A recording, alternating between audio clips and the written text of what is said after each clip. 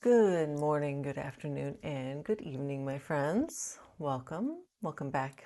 If you've been here before, welcome if you're new here. Thank you for being here.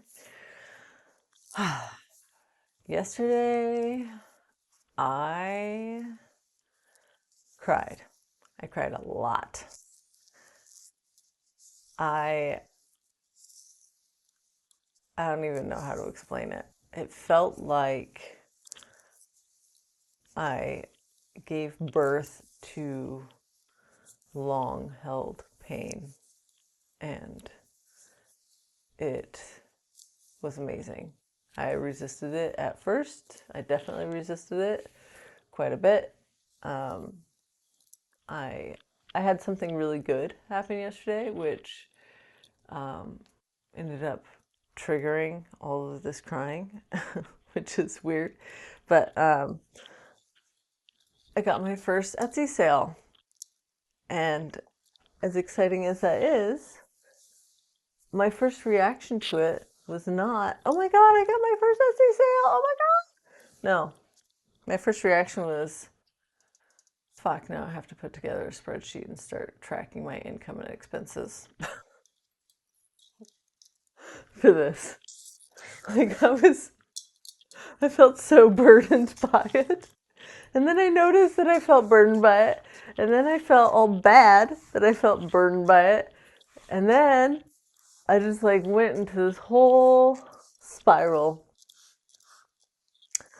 about like how burned out I am and how upset that I was that I couldn't be happy about this win. I couldn't even celebrate it. Just this whole self-pity party. But I'm glad. I'm really glad that it happened like that because I knew that I had a bunch of buried stuff that I want to bring up to the surface and cry about. But it was stuck.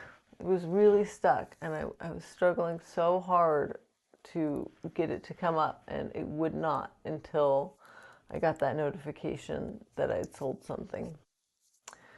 And and yeah, I I like ugly, hard cried. Like I had veins popping out of my forehead. I closed my doors and windows so that I could wail and not worry about my neighbors worrying about me. And at first I had the pity, but then, like, the longer I cried, the cleaner it felt. And the more I realized that the pain is just as valid as happiness. Um, so, what if that was my reaction? That reaction isn't wrong, it's the reaction I had. Um, and it's just as valid a reaction as if I had jumped for joy. If I had truly felt joy in that moment, then that would have been the valid reaction. Um, and and I discovered like all this story, all this extra story about why I don't allow myself to feel all of this and why I don't allow myself to cry all the time when I want to cry. I wrote so much in my journal. Let's see here.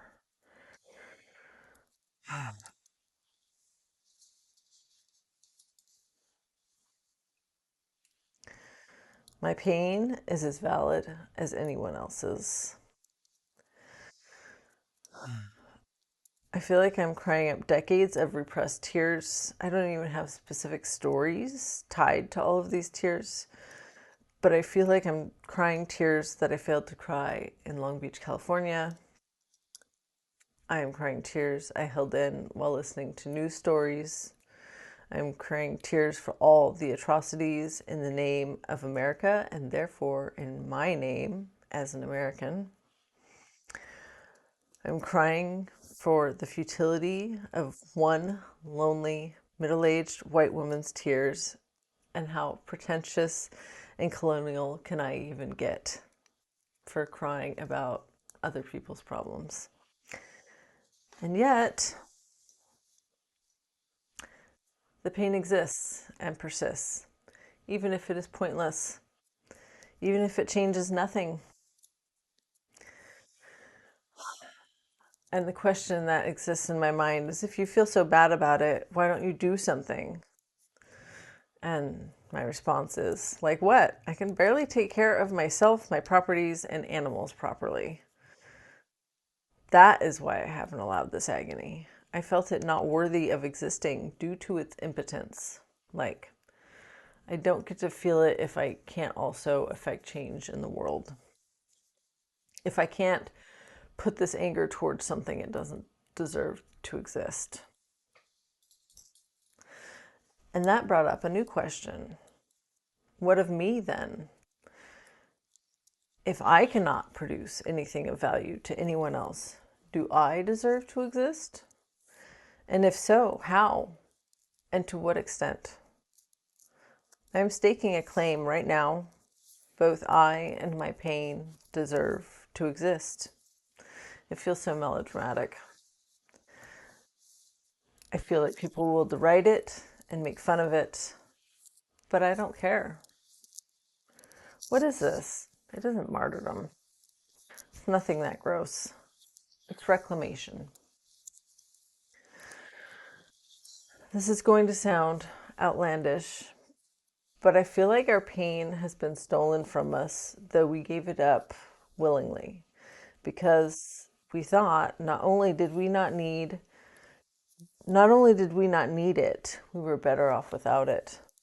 But I think that makes our victories and happiness hollow and weak. I think people of all colors, creeds, orientations, neurotypes, genders, etc., have had our pains seduced away from us with the promise of endless pleasure in return. But instead, we get stress upon stress. The machine is extracting too much of it, too much from us, our pain included. I know this sounds crazy, but take back your pain, all of it. Cry it out, feel it, honor it. It deserves to exist too, just as much as happiness. This is just as valid an existence as happiness, with no narrative attached to it. And after I wrote all that, I watched, it was amazing. In my YouTube feed, a Tara Brach episode called The Dance with Pain was like right at the top of my feed. And I always forget how much I like her.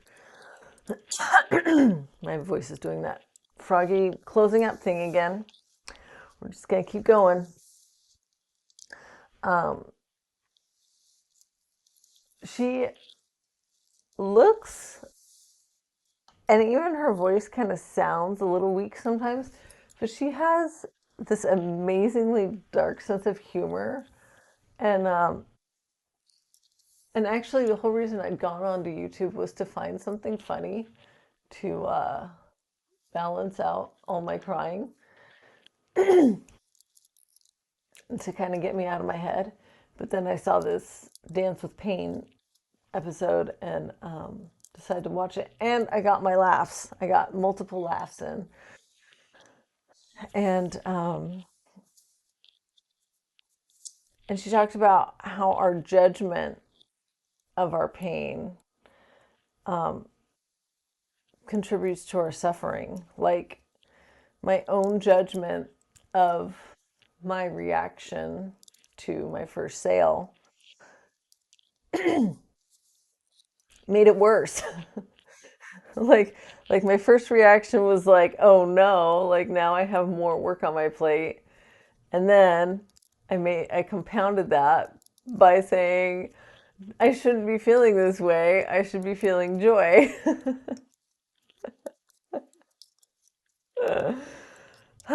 And she said this quote from Rumi that is just beautiful.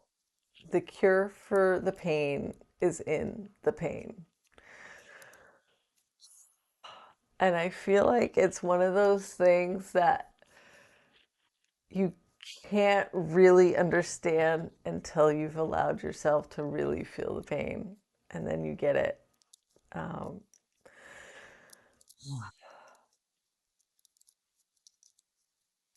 and let's see here. I think that I have allowed the perception of many people in society to color my ability to cope or not cope and manage with morality. So if I fall apart and the Himalayan blackberries take over, and if I lose this home that my grandparents built and graciously left to me, I am a failure as a granddaughter, a daughter, and a human. If I cannot steward what has been given to me, do I even deserve anything else? Am I worthy of love, compassion, and understanding? Yes, yes. But I think up until yesterday, I secretly, even to me, believed that no, like if I can't stay on top of everything, I don't deserve to have anything, including love. I think that has been the insidious feeling living deep down inside me that has been just driving me mercilessly, no matter how I'm feeling. Oh, and that leads me into something else I remembered and discovered yesterday. Um, let's see here.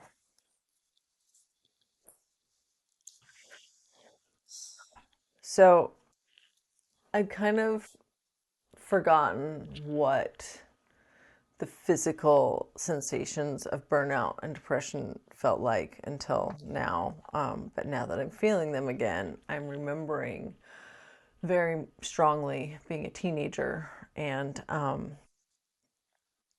feeling just really heavy and almost somewhat similar to having the flu without the joint pain in my body, like kind of feverish and weak and just like really heavy muscles. And I remember being told by all kinds of people, like PE teachers, my dad, um, that activity would make it better.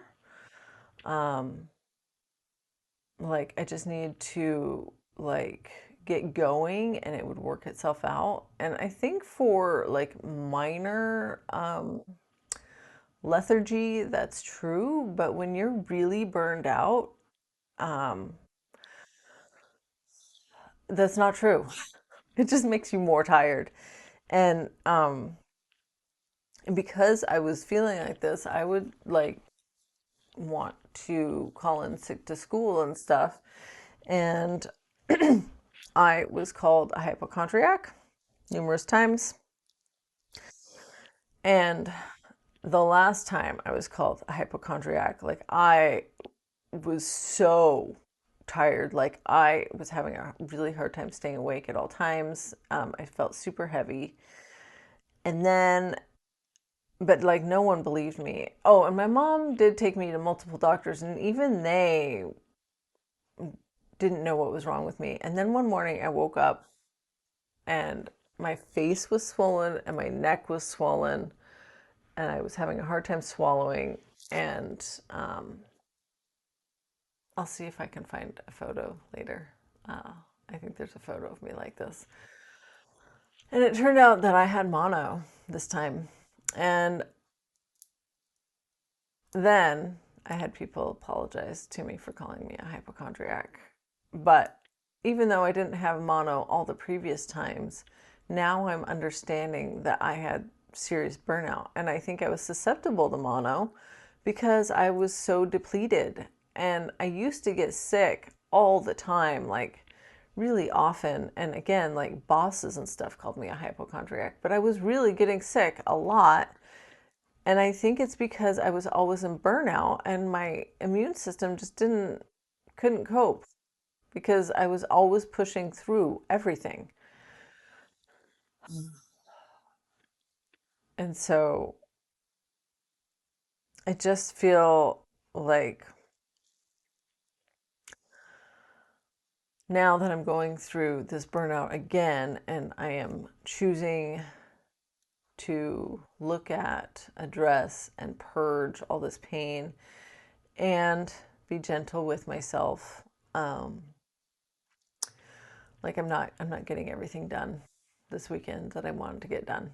I got my e-survey for my homeowner's insurance company done, and that might be about it aside from my laundry. And that's just going to have to be okay because I am tired and I'm allowed to be tired. I'm not being lazy. I am taking care of myself. And I would like very much to try to begin to embody the concept of wu wei, the literal meaning of which in ancient Chinese is not doing. In Taoism, it means not forcing, overact, or overacting because of one's desire, bias, or preference for something. And I like what I'm specifically applying that to in this moment is like I'm not gonna like put together a spreadsheet this instant for the $8 that I'm making on my Etsy sale or $12, whatever it is.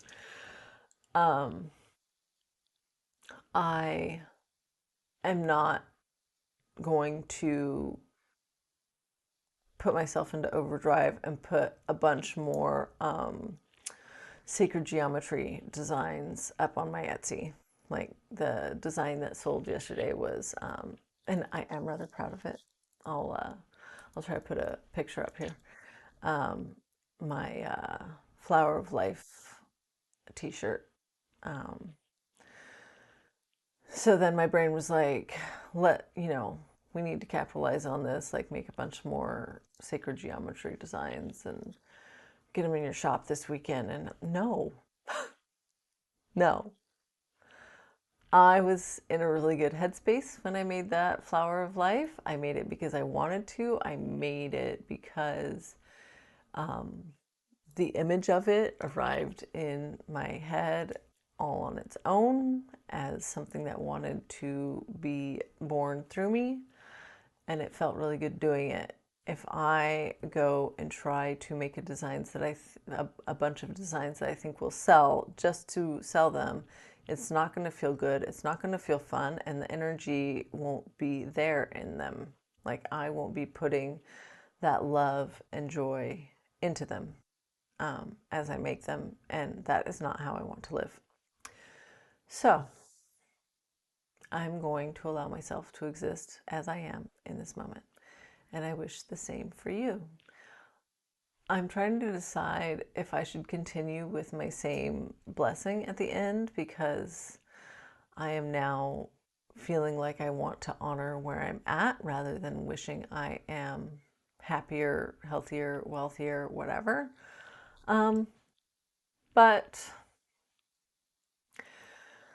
I also watched an Ezra Klein episode on YouTube yesterday where he interviewed Pema Chodron, and it was brilliant. I'll put links to both this and the Tara Brach talk in the description. And I just spaced out on what I was going to say completely. Oh, and they were talking about how we're perfect as we are, but we could also use some work. I think Suzuki Roshi said that. Um, and so maybe I'll just add to the blessing. May you be happy, may you be healthy, may you be wealthy, may you feel at ease, and may you accept yourself as you are, where you are, right now, in this moment. I love you so much. Until next time. Bye-bye.